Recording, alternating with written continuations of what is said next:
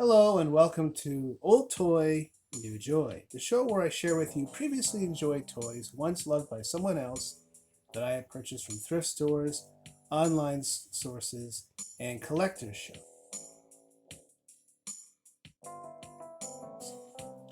Where else will you find cheesy and colorful ads like this than in old comic books? When I frequent thrift stores and collectors shows, what often catches my eye are comic books just like this. Beat up, obviously enjoyed by somebody else, which is great for me. Um, Affordable, often Bronze Age from 1970 to 1984, maybe a couple of Silver Ages or a Modern Age comic book, suits me just fine. Today I thought I would share with you a smattering of my comic book collection, which I have purchased from mostly thrift stores, and maybe pair a complimentary toy to go with the comic, which sort of tells this story. So let's start off with The Incredible Hulk. So this is a 1979 Marvel comic. Got the Hulk there. I don't have a lot of Hulk toys, but this 2008 Burger King Incredible Hulk I thought might complement the toy well. And what's kind of neat about him is you push a button on the back and he flexes his biceps and his chest. Here's a Bronze Age 1978 Amazing Spider-Man and a more recent 1991 Amazing Spider-Man. I like this because it has a picture of the Rhino on it. And earlier Spider-Man comic books featuring the Rhino are something a little out of my budget, but I thought this would be a nice compromise. And the toys to complement these comic books would be a 1995 Toy Biz Peter Parker Spider-Man, and he's a flip head. So now he's Peter Parker, now he's Spider-Man, sort of. Yeah. And here's a 94 Toy Biz Rhino with extending neck. And here we have a 1983 The Thing and a 1985 The Thing. And the toy to complement is a Toy Biz action figure.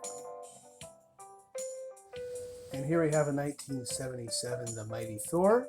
And I don't have a lot of Thor action figures, but I thought a nice choice would be this 2010 Hasbro, and he's got over 20 points of articulation.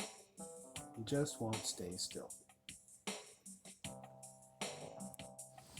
Here's a 1991 The Punisher Warzone and a 1989 Atlantis Attacks the Punisher. And here's my only Punisher action figure. Here we have a 1984 Iron Man to round out the Marvel theme, and an action figure by Mattel from the same year.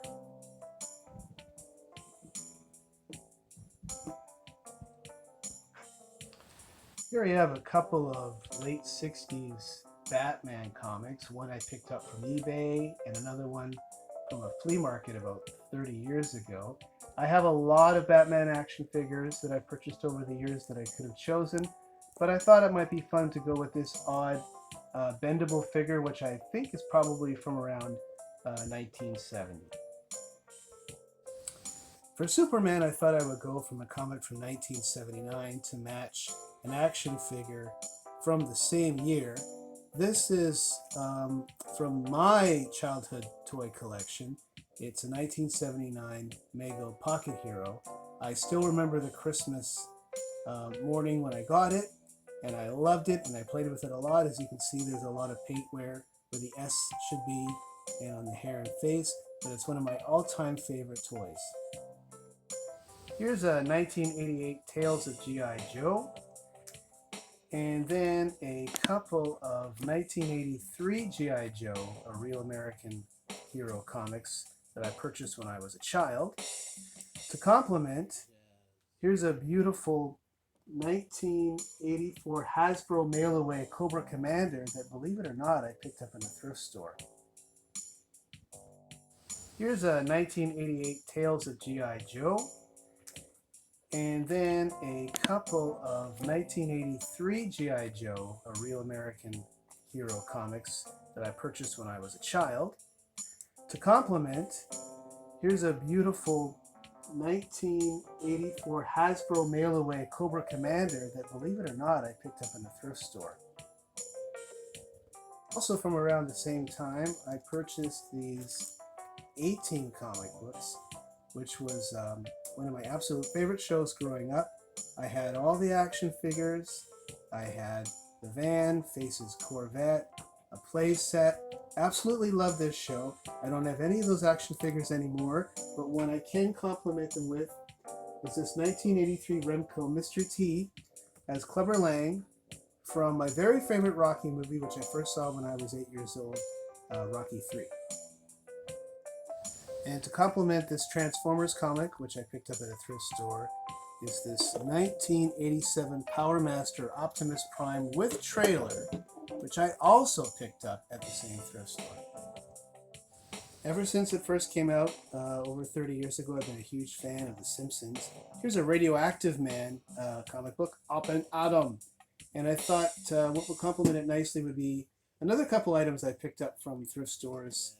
Some Simpsons lunchboxes from 2000.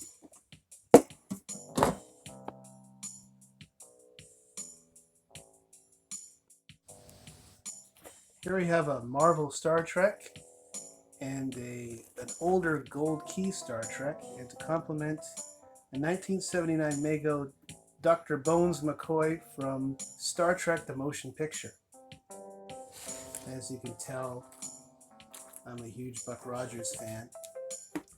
I picked these up about 30 years ago from flea market, and when I was a child I did have the action figures, and they all fell apart because posable action figures from 1979 don't really last.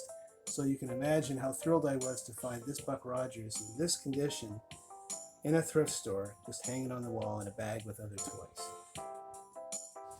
So here's a cool Return of the Jedi comic book. I think it's the fourth in a series of 4. I don't have a lot of Star Wars comics. I have a lot more toys. But I thought, why not complement it with something from the original movie? Here's Luke's land speeder with original Luke and his buddy C-3PO. Here we have a comic book from the 1981 James Bond film, For Your Eyes Only. And to complement, a Corgi Jr. Lotus Esprit from 1977. Customized, of course, by Q Branch.